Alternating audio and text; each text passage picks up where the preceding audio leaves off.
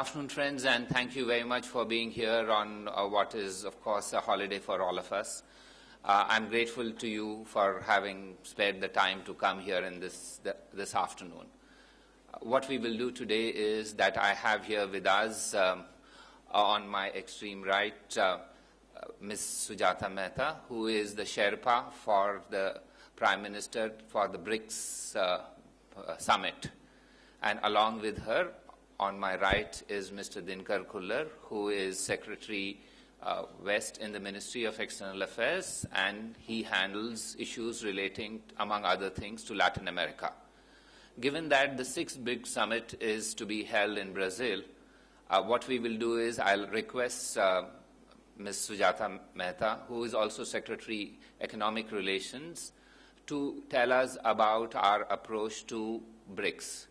Following which, since the visit is also in Brazil, Mr. Dinkar Khullar will deal with the part relating to Latin America. After that, you can ask them questions on those two aspects.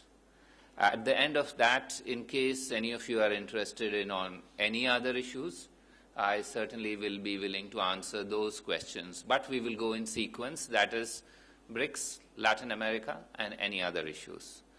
With those opening remarks, I now request Secretary Economic Relations, Ms. Sujata Mehta, to make her opening remarks on the BRICS. Thank you, Akbar. What I will do, if it's okay with you, is that I'll give you a little bit of background on the BRICS group, seeing that we are going into the BRICS summit next week. The summit is being arranged in Brazil on the 15th and 16th. Meetings will be in two venues, in Fortaleza, which is on the northeastern coast of Brazil, and then in Brasilia. The upcoming summit will be the 6th BRICS summit. In other words, it marks the start of the second cycle of BRICS meetings because each of the BRICS members has chaired it once, and with Brazil we start again. Typically, the way it works is that the country which hosts the summit chairs the group for the upcoming year. So they will be chairing this till the next summit in Russia next year. I'm sure you all know, but you won't mind if I repeat, that the word BRICS began as BRIC, a term coined by Goldman Sachs way back in 2001. The first meeting in the BRIC configuration happened in 2006 when the foreign ministers of the 4 BRIC countries met in New York on the margins of the UNGA that year. The first summit was held in 2009, and in 2010 it was felt that to give it a little more balance, to give the group a little more weight, Africa needed to be brought on board, and South Africa was invited to join. So in 2011, BRIC got enlarged into BRICS, and that's the present configuration that we see.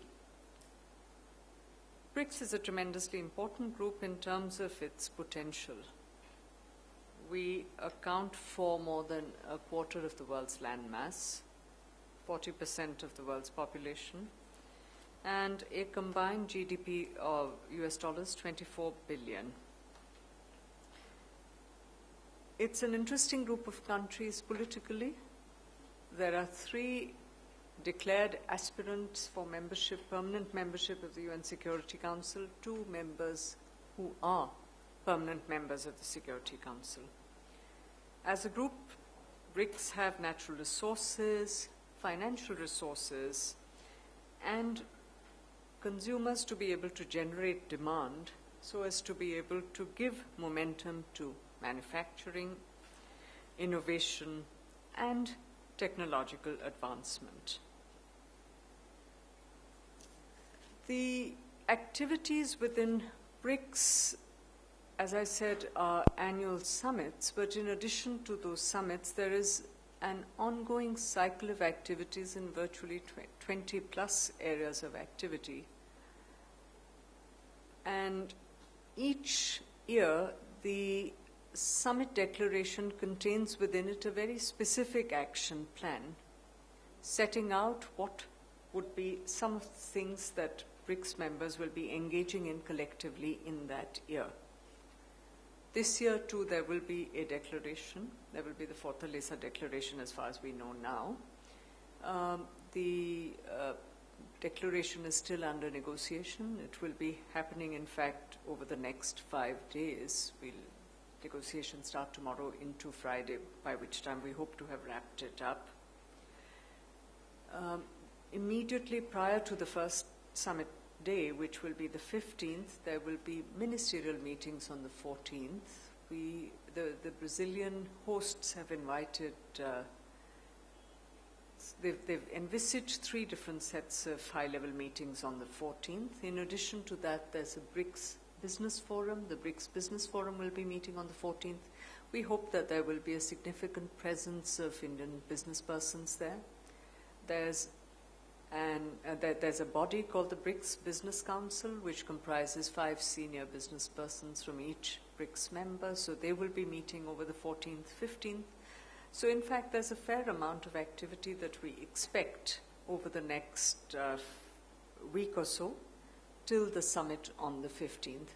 The summit day on the 15th will comprise both a set of closed discussions when the leaders will sit and exchange views, in a sort of closed setting. After that, there will be an open session, and then I think there will be other side activities.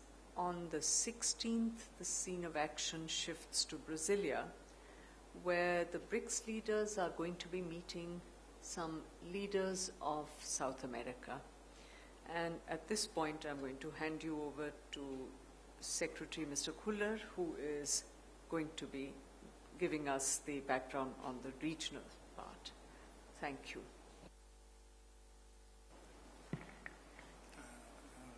Thank you, Sujata. I would only add to the already heavy agenda by mentioning that on 16th, as part of the BRICS framework, which is actually Secretary ER's job, there is a meeting with all the South American countries. There is an agenda to President Rousseff has invited all the 11 other members of South America to have an interaction with the BRICS leaders, and PM will of course participate in this. Prior to that, PM will be having a bilateral meeting and a bilateral engagement with Brazil. This is an important aspect of our policy vis-a-vis the Latin American region, and we are taking this opportunity to enable PM to have a wide-ranging dialogue with leaders of the Latin American countries, well, South American countries in this case. In our case, with Brazil, for the record, the entire gamut of bilateral relations, including trade and investment, mining and energy, health, environment, S&T, technical cooperation, regional and multilateral issues will be discussed. As you all know, India and Brazil have a strategic partnership. Brazil is one of the most important trading partners of India in the Latin American region. Prime Minister's bilateral meeting with President Rousseff reflects the importance India attaches to its relations with Brazil.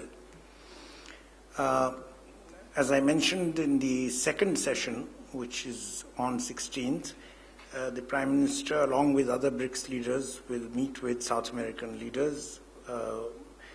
We don't have the exact list of those who will come. The invitees whom we understand many or most have accepted, include Argentina, Bolivia, Chile, Colombia, Ecuador, Guyana, Paraguay, Peru, Suriname, Uruguay, and Venezuela.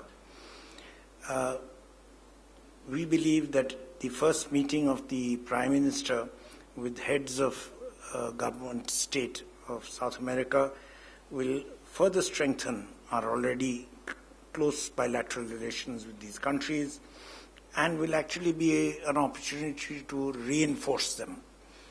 The Prime Minister, I think both Secretary ER and I can confirm, has shown great interest in having a dialogue, meeting the leaders of South America. Thank you. The floor is now open for questions that you may have on either the BRICS or the Latin American component of our bilateral relations. So let me start with Mr. Venkat Narayan.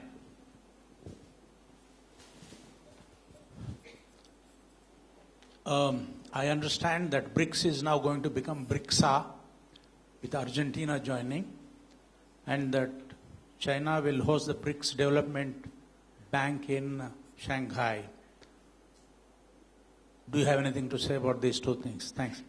Before she answers, Mr. Venkat Narayan, only one question.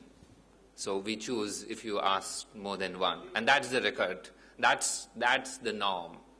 Everybody who comes here will answer only one from one person. Yeah. Shall I? Okay, I'll help you cheat.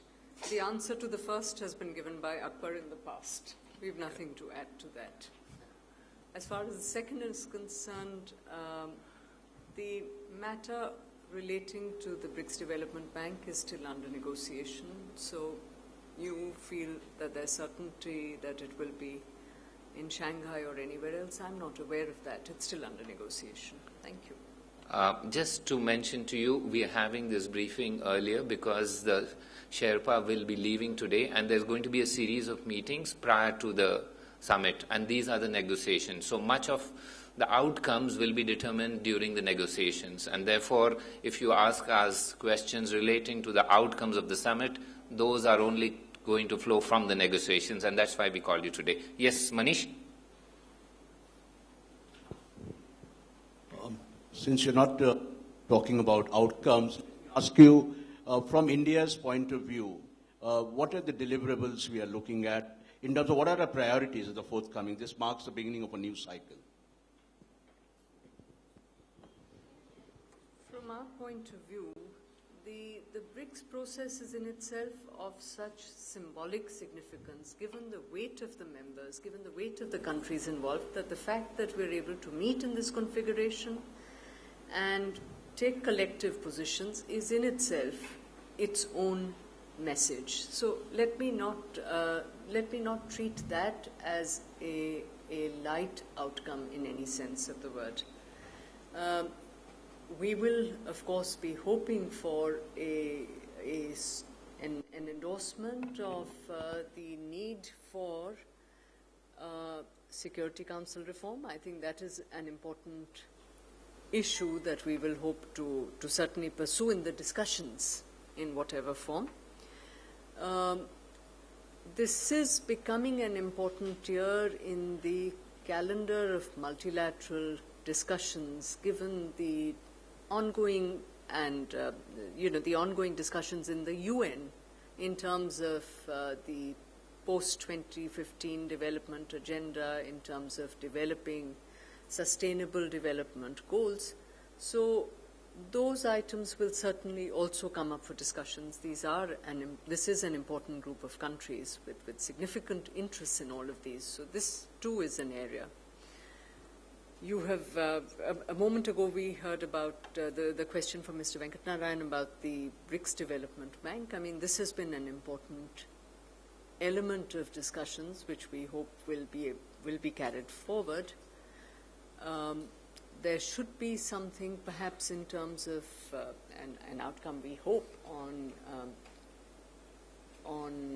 export credit guarantees. I mean, there are a variety of things that are under discussion, but as I said, the most significant thing about BRICS is the fact that these countries meet in this particular configuration.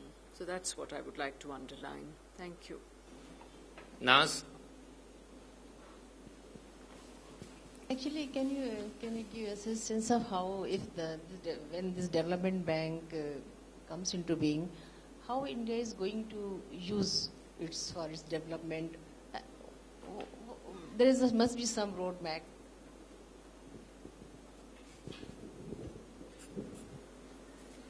The idea of a development bank which would be outside the framework of the Bretton Woods system is something that in fact came out of the New Delhi summit of BRICS in 2012.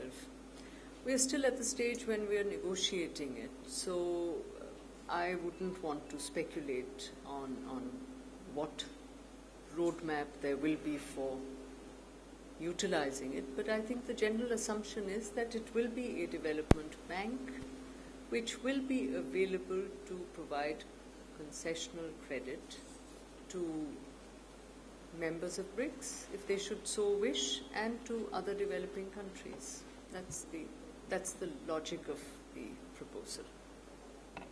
Mr. Chandrasekhar? After the decision to establish the bank in Durban, what has happened on the bank? Has its headquarters been finalized, and what is the capital? All that. As far as I know, all aspects are still being discussed, are still under negotiation. Srinjoy? Sir, the host country has told our ASL that before the meeting with President of Brazil, India has a choice. PM either gets a ceremonial welcome or a breakfast, not both. Now, what have we chosen?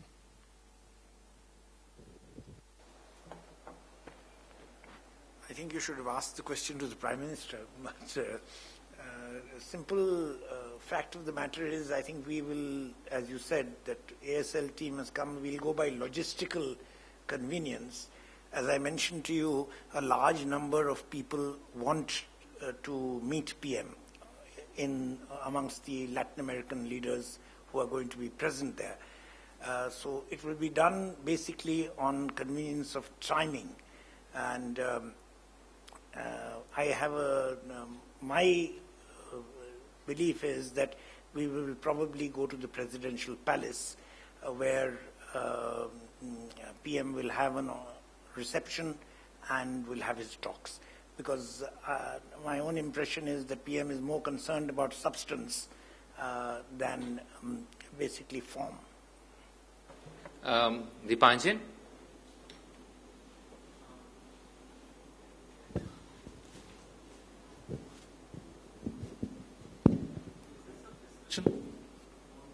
On a common fund, meeting the current account from all 5 countries to create a fund.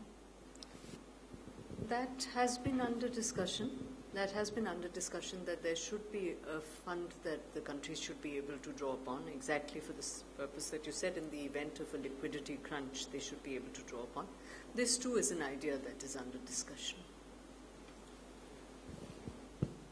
Is there any move from the BRICS countries to take a common ground in the WTO for the next round? I mean, is that a part of the agenda? I think matters relating to the WTO will certainly come up for discussion. I think it's a little premature to assume that there will be common ground, because I think each one of us has a particular posture, particular position that we take in Geneva.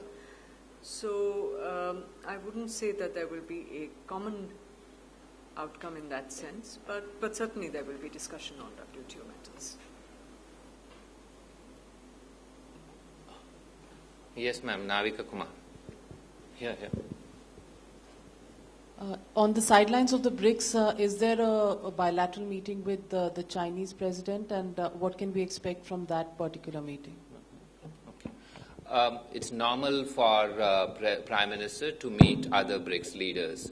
Therefore, we are working on a schedule of meetings for the Prime Minister with other BRICS leaders. That schedule is not yet complete, but you can be rest assured that certainly there will be bilateral meetings with other BRICS leaders in Brazil.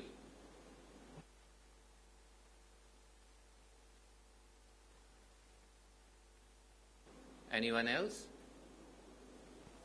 If not, the floor is then open for any other questions that any of you may have on any other issues. No, not the same people. That's unfair. Anyone else? Yes, sir. Sir, what is the status of Iraq evacuation process? Yeah. Let me try and summarize for you where we stand on what we term as the facilitation process of Indian nationals in Iraq. That facilitation process is focused on those in two areas. The first area is the non-conflict zone, which is largely in the southern part of Iraq. In that part of Iraq, I had mentioned to you previously, we have placed mobile teams, now of 6 persons each. These mobile teams have gone to the areas of work, that is in Najaf, Karbala and Basra. They have collected all details of people who would like to leave, and it is our advice to them that they should leave. It's also our advice to them that in any case, if any of them do not want have some problems in terms of paying back for their tickets, Government of India stands ready to pay those tickets. Also, we are ready to provide assistance in terms of those who may have contractual problems that may delay their departure. Based on that, our assessment is that approximately 2,200 Indian nationals have, in some form or the other, indicated their desire to leave. Of these, 600 are those who have been provided tickets through the facilitation of our mission in Iraq to depart. 600 have been paid by their respective companies. In addition, approximately 1,600 are being provided tickets by the Government of India for their return from Iraq to India. As you are aware, since developments during the last 48 hours, we have also had meetings to calibrate our approach in this regard. And you have seen that since yesterday, the momentum and the pace at which Indian nationals are returning from Iraq has speeded up. Yesterday, we had an Air India flight which brought approximately 170. Also, a Iraq Airways special flight which brought approximately 200 people from Najaf to Delhi. In addition, tonight, Iraq Airways flight this is a normal flight from Baghdad to New Delhi. That flight is also being diverted to Najaf, and it will carry back 117 Indian nationals who will arrive here approximately at 2:30 a.m. Also, within the next 36 to 48 hours, 2 other special flights will be flying in to New Delhi. These are from Najaf tomorrow morning. The flight starts at 11:30 there, and it is expected around 6:30 in New Delhi. This will carry approximately 200 Indian nationals. Also, another flight will take off from Basra. This will be the first special flight from Basra. That flight will carry 286 Indian nationals from Basra to Delhi. We are also processing approximately documents for another 200 plus people, and it is our hope that in the next 48 hours, all the 1,600 who had wanted to return to India on Government of India tickets will be back in India. The 600 who are being paid for by their respective companies, several of them have already come back. The others are even as we speak, on commercial flights from their respective areas in Iraq to India. These people are from Hyderabad, Bangalore, Calcutta, and Mumbai. These are the flights to which we are bringing in people on commercial flights.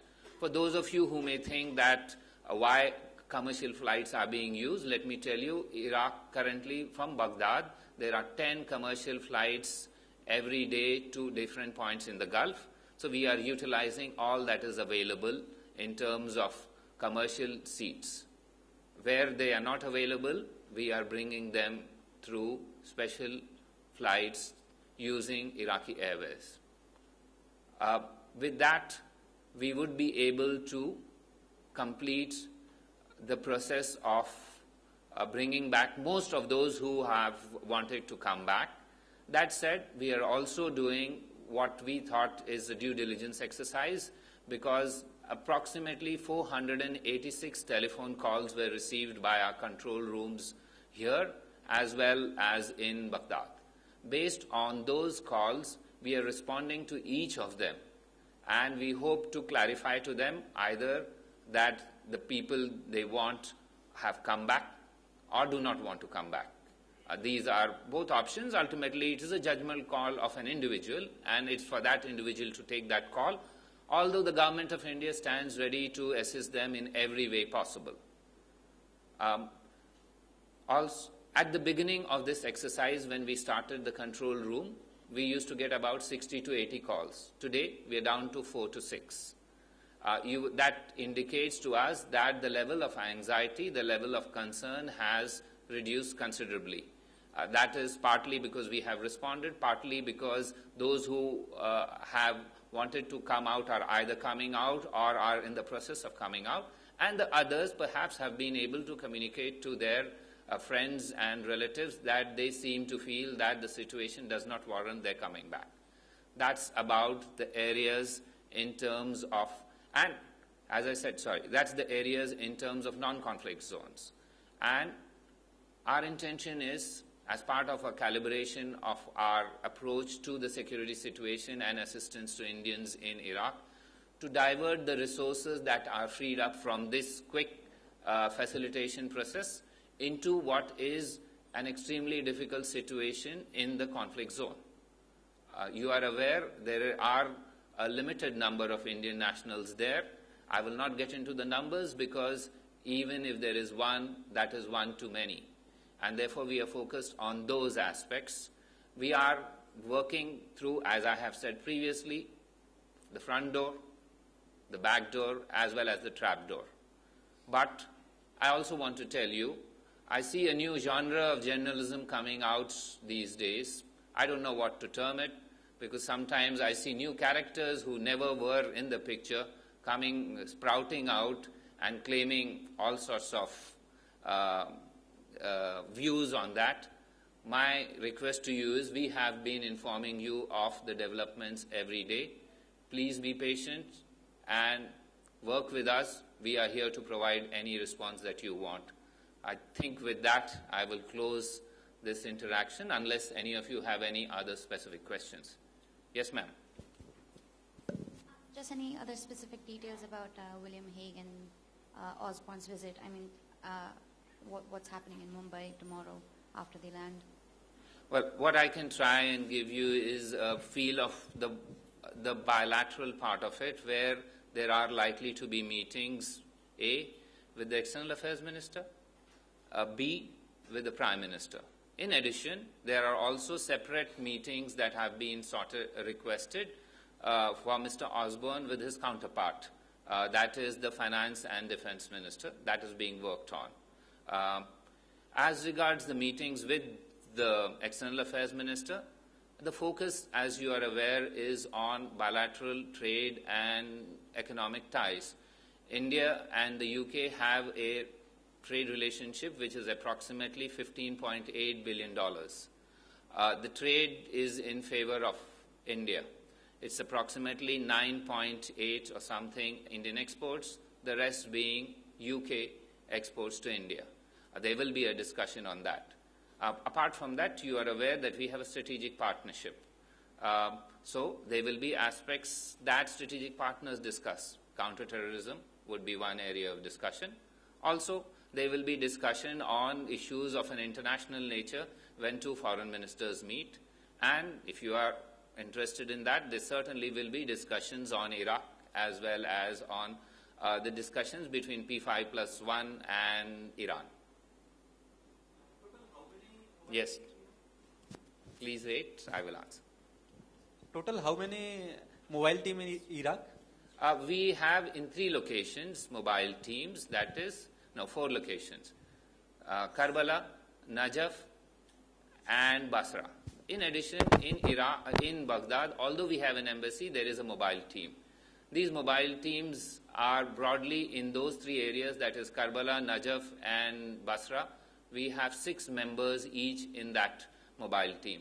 In Karbala, perhaps you are aware there was a curfew, so there were difficulties in getting exit visas for those who would like to leave from there.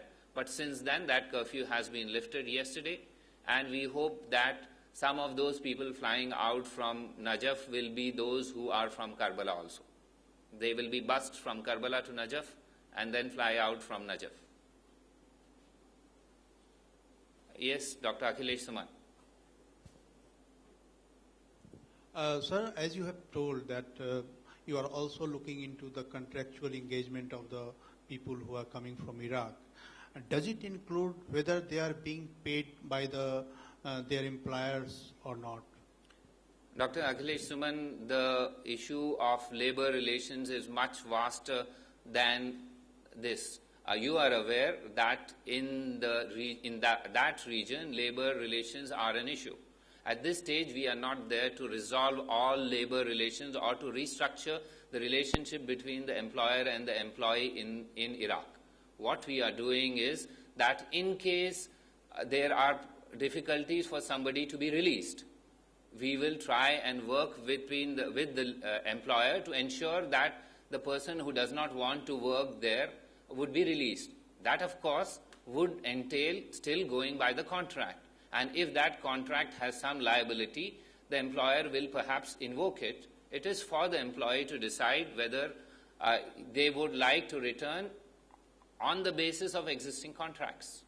Of course, we will pay for the cost of return. However, there are other obligations in a contract, and in a contractual relationship, it will be up to the employer and employee to work this out. We can only facilitate, and that is why we've been calling this entire process the facilitation process, unlike the language that some of you are using. Yes, Santosh?